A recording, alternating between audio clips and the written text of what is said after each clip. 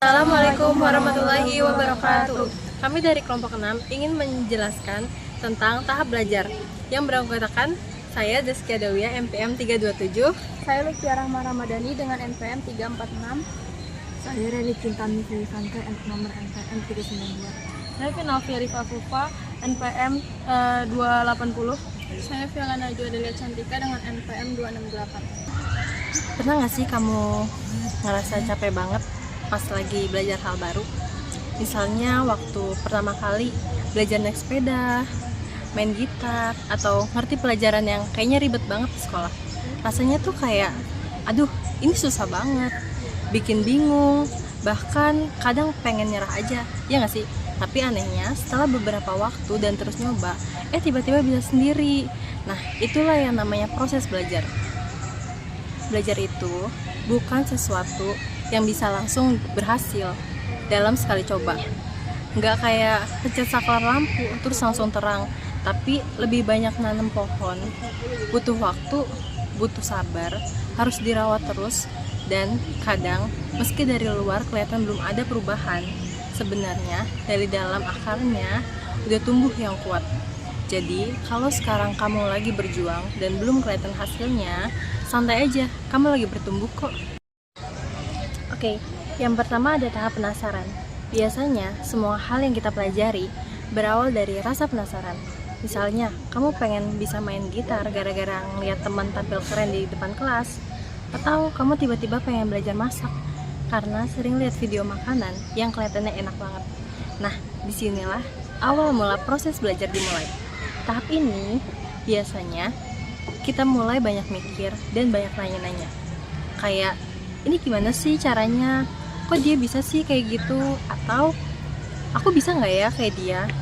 Rasa penasaran itu ibarat bahan bakar yang kalau kamunya nggak punya rasa ingin tahu, ya nggak bakal ada dorongan buat mulai belajar. Makanya kalau sekarang kamu lagi tertarik sama suatu hal, entah itu bahasa asing, fotografi, teknologi, atau hal-hal lainnya, itu tandanya otak kamu lagi lapar, dan itu hal yang bagus banget. Tahap yang kedua yaitu tahap coba-coba. Setelah penasaran, biasanya kita mulai nyoba-nyoba. Contohnya, nonton video YouTube tutorial di YouTube, ikutan bantu masak di dapur, mulai download aplikasi belajar, baca artikel, atau buku yang menarik perhatian kamu. Di tahap ini, kamu masih santai, masih ngerasa seru, dan belum ada tekanan buat harus langsung jago. Tapi kadang justru disinilah kamu mulai ngerasa, loh kok susah ya? Misalnya kamu baru mau nyoba belajar coding, baru 5 menit ngeliat kode-kode aneh, udah bikin pusing duluan kan? Atau kamu pengen belajar gambar, tapi hasilnya kayak ceker ayam. Wajar banget, namanya juga baru nyoba. Yang penting jangan takut buat nyoba terus, karena dari tahap coba-coba ini kamu bisa mulai mengerti hal ini seberapa susah sih. Kamu masih tertarik atau udah males? Cara belajarnya cocok nggak buat aku? Kalau kamu udah sampai di sini, selamat. Artinya kamu udah lebih jauh dibandingkan orang-orang yang cuma pengen bisa, tapi nggak pernah beneran mulai. Oke, tahap yang ketiga yaitu tahap bingung atau ragu. Nah, ini nih tahap yang paling rawan, bingung dan ragu. Setelah nyoba-nyoba dan nemu tantangan, kamu mulai mikir, aku bisa nggak ya? Apa ini emang bukan bakat aku? Kenapa orang lain cepet banget paham? Aku lama banget. Misalnya, kamu belajar matematika, awalnya lancar, tapi pas masuk materi baru, otak langsung ngeblank. Atau mau belajar masak, tapi malah gosong terus. Akhirnya kamu mikir, udah deh, ini bukan bidang aku. Padahal semua orang pasti pernah ngerasain fase ini. Ini tahap yang paling penting, soalnya disinilah mental kamu diuji. Mau lanjut atau nyerah? Kebanyakan orang berhenti bukan karena nggak bisa, tapi karena ngerasa nggak bisa. Gimana solusinya? Jangan terlalu keras sama diri sendiri. Gagal itu wajar. Ingat lagi alasan kenapa kamu mulai belajar hal itu. Lihat perjalanan kamu, bukan cuma hasil akhirnya. Cari teman atau komunitas yang bisa dukung dan nyemangatin kamu. Kalau kamu lagi bingung, itu artinya kamu lagi tumbuh. Kalau lagi keluar dari zona nyaman, dan itu tandanya otakmu lagi belajar kelas. Jadi bukan saatnya nyerah. Kalau kamu udah sampai tahap ini, berarti kamu benar-benar lagi belajar. Bukan cuma iseng, tapi beneran berproses. Dan ingat, semua hal besar dimulai dari langkah-langkah kecil yang kadang terasa berat, dan tiap langkah itu penting karena di sanalah perubahan terjadi. sekian akan dilanjutkan oleh teman saya. Tahap 4, mulai mengerti. Setelah melewati masa bingung dan ragu, kalau kamu tetap bertahan, biasanya akan ada momen dimana tiba-tiba merasa, oh jadi gitu ya maksudnya. Itu tandanya kamu mulai ngerti nih. Biasanya ini terjadi setelah kamu mengulang-ulang materi, baca ulang catatan, nonton ulang video, atau diskusi sama orang lain. Hal ini tadinya kayak teka-teki di otak kamu, terus mulai kelihatan polanya. Ibarat kabut yang nutupin otak kamu mulai menipis. Contohnya kayak gini, dulu kamu bingung nih kenapa rumus matematika A bisa nyambung ke rumus matematika B. Sekarang kamu mulai lihat nih hubungannya, ternyata rumus A sama B sinkron gitu kan. Dulu kamu nggak ngerti kenapa masakan kamu selalu keasinan. Sekarang kamu baru sadar kamu sering nyicipin pas panas banget, atau jadi rasanya belum pas. Di tahap ini kamu mulai punya momen alias momen cerah gitu di kepala kamu. Rasanya enak banget, kayak abis nemu jawaban teka-teki silang yang udah lama bikin kamu kesel. Tapi perlu diingat ya, kayak mengerti ini bukan berarti kamu udah jago, udah paham gitu ya. Ini baru awal kamu ngerti, tapi belum tentu udah bisa ngelakuinnya dengan lancar gitu. Nah itu yang akan dibahas di tahap berikutnya. Yaitu konsisten dan latihan. Oke, kamu udah ngerti nih dasar-dasarnya, tapi ngerti doang itu nggak cukup ya. Sekarang waktunya latihan. Ibaratnya kamu udah tahu nih gimana caranya naik sepeda, tapi kalau kamu cuma tahu teorinya doang, ya tetap aja jatuhnya pas nyoba ya belum bisa. Harus dibiasakan di tahap ini. Kamu harus mulai melatih otot dan kebiasaan kamu, bukan cuma otaknya aja yang dilatih gitu loh. Karena belajar itu nggak selalu soal ngehafal gitu kan, tapi juga soal kebiasaan. Dari kebiasaan ini lama-lama udah terbiasa gitu. Dan keterampilan, misal kamu belajar ngetik 10 jari, di awal lambat nih, lama banget gitu kan, misalnya salah-salah terus gitu. Tapi makin sering kamu latihan, makin cepet dan akurat kamu belajar. Misalkan kamu belajar bahasa Inggris, kalau kamu latihan tiap hari meskipun cuma 10 menit, pelan-pelan kamu mulai lancar ngomong dan nulis. Masalahnya di tahap ini adalah rasa bosan. Kadang kamu ngerasa kok gini-gini aja ya, atau kayaknya aku nggak berkembang ya, kayak gitu. Padahal perkembangan itu sering nggak kelihatan secara langsung, tapi kalau kamu lihat ke belakang, kamu bakal sadar kamu udah jauh lebih baik dibandingkan sebelumnya, atau waktu kamu baru mulainya gitu. Kuncinya cuma satu, konsisten. Nggak perlu lama-lama, asal rutin. Ibarat kayak olahraga ringan, tiap hari lebih bagus daripada olahraga berat tapi cuma seminggu sekali gitu. Yang keenam itu naik turun semangat. Semangat ini di tahap yang dialami semua orang gitu, belajar. Semangat yang naik turun, kadang kamu bangun pagi dengan semangat membara siap belajar hal baru, tapi besoknya kamu ngerasa mager, bosen gitu kan, pengen libur dulu deh gitu kan. Normal kok kalau di tahap ini gitu kan. Belajar itu kayak lari jauh, bukan sprint. Ada kalanya kamu ngerasa capek, ada kalanya semangat datang lagi. Yang penting bukan soal kamu selalu semangat, tapi gimana cara kamu tetap jalan meskipun semangat lagi turun, kayak lagi ogah-ogahan, kayak malas gitu. Tips menghadapi fase ini yaitu ganti suasana belajar. Kadang belajar di tempat baru bikin kita jadi semangatnya balik gitu. Di belajar di tempat ini nih kayaknya bikin semangat kita kayak balik lagi gitu. Coba belajar dengan cara yang berbeda. Kalau biasanya baca, coba nonton video. Kalau biasanya belajar sendiri, coba bareng dengan teman, bikin kelompok gitu, bikin target kecil yang bisa dicapai. Misalnya hari ini cukup 1 halaman aja. Kasih jeda, istirahat juga, bagian dari proses belajar. Dan yang paling penting, jangan terlalu keras ke diri sendiri. Kadang kita butuh waktu buat istirahat atau rehat, bukan karena lemah tapi karena manusiawi. Tahap 7, mulai terbiasa. Setelah kamu konsisten latihan dan udah mulai bisa hadapin naik turunnya, semangat kamu bakal masuk ke tahap di mana semuanya mulai terasa lebih ringan. Ini bukan karena materinya makin gampang, tapi karena kamu mulai terbiasa. Contohnya, dulu kamu belajar mengetik butuh lihat keyboard, sekarang jari-jari kamu jalan sendiri. Dulu kamu harus mikir lama buat ngerti soal, sekarang kamu bisa jawab lebih cepat. Dulu belajar 1 jam terasa berat, sekarang 1 jam terasa sebentar.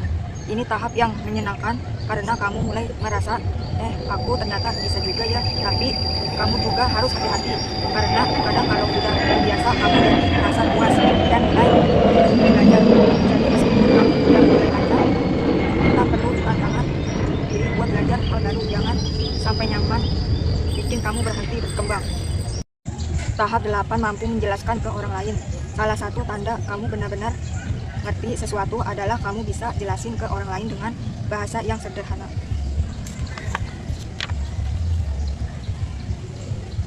Kenapa ini penting? Karena waktu kamu jelasin ke orang lain, kamu dipaksa untuk menyusun ulang pemahamanmu jadi sesuatu yang masuk akal. Kadang justru di situ kamu sadar mana bagian yang belum kamu ngerti sepenuhnya.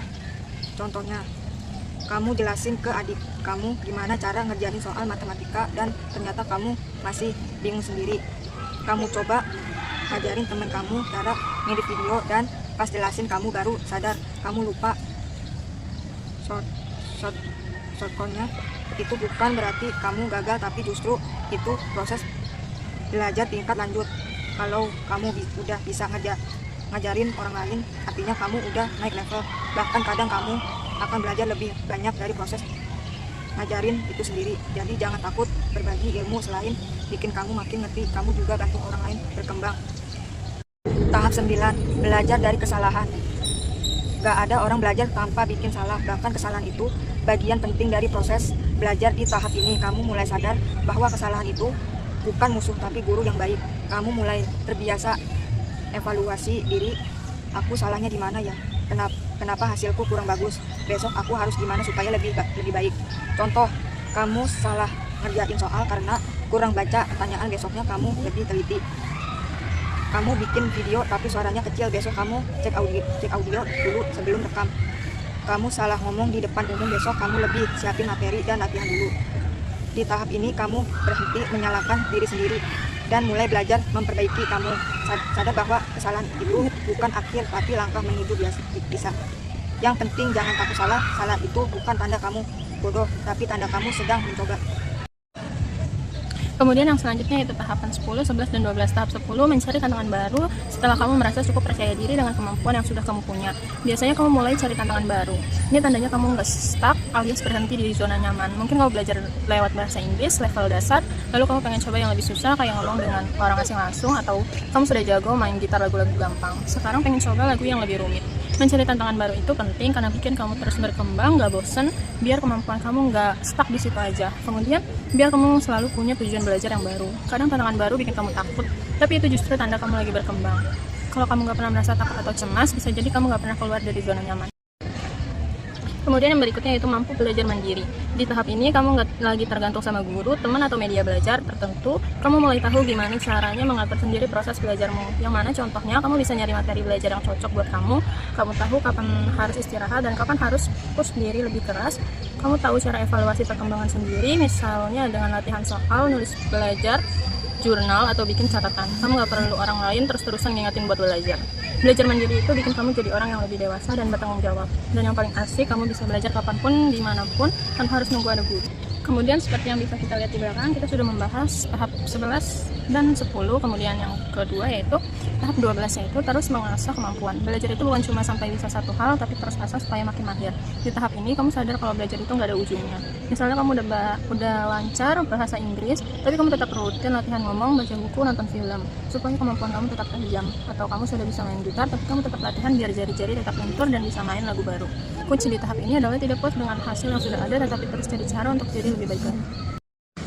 Di tahap yang ke-13 ada membangun gaya belajar sendiri. Setiap orang itu unik termasuk dengan gaya belajarnya. Di tahap ini kamu mulai menemukan gaya belajar yang cocok dengan diri kamu.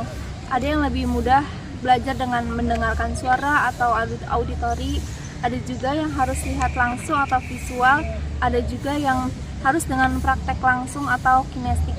Misalnya kamu lebih mudah belajar dengan mendengarkan video atau menonton video daripada membaca buku. Lalu kamu lebih mengerti belajar sambil mengobrol dan diskusi. Dan kamu lebih mudah langsung praktek, bukan cuma teori seperti itu. Dan dengan nemuin gaya belajar sendiri ini, proses belajar jadi lebih efektif dan menyenangkan. Jadi kita nggak perlu ngerasa terpaksa atau bosan dengan gaya belajar yang gitu-gitu aja. Yang ke-14 ada belajar dari pengalaman. Belajar itu bukan cuma dari buku atau dari pendidik seperti guru, tapi juga dari pengalaman hidup sehari-hari.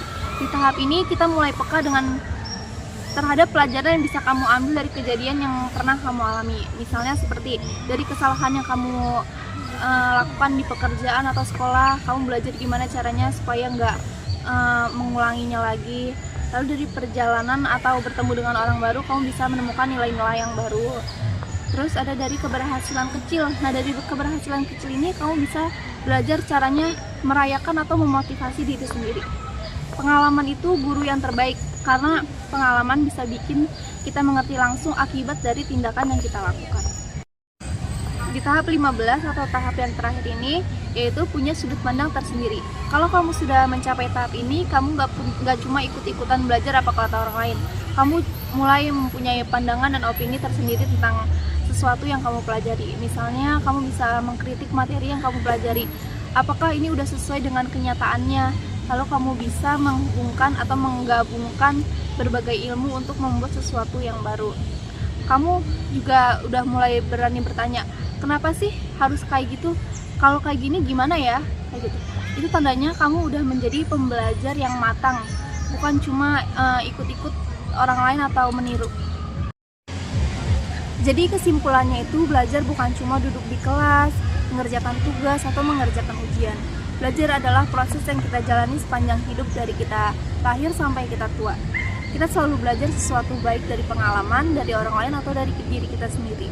Kalau kita anggap belajar sebagai sesuatu yang berat atau membosankan, kita akan mudah menyerah. Tapi kalau kita melihat belajar sebagai petualangan yang seru, tempat kita menemukan hal baru setiap hari, maka belajar menjadi hal yang menyenangkan dan bermakna. Warahmatullahi wabarakatuh.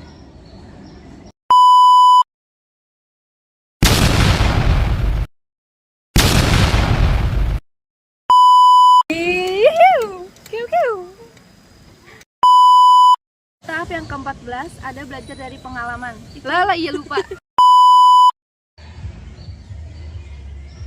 Tahap 7 mulai terbiasa.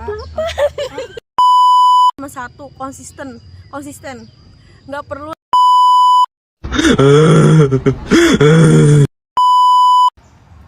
Vlog.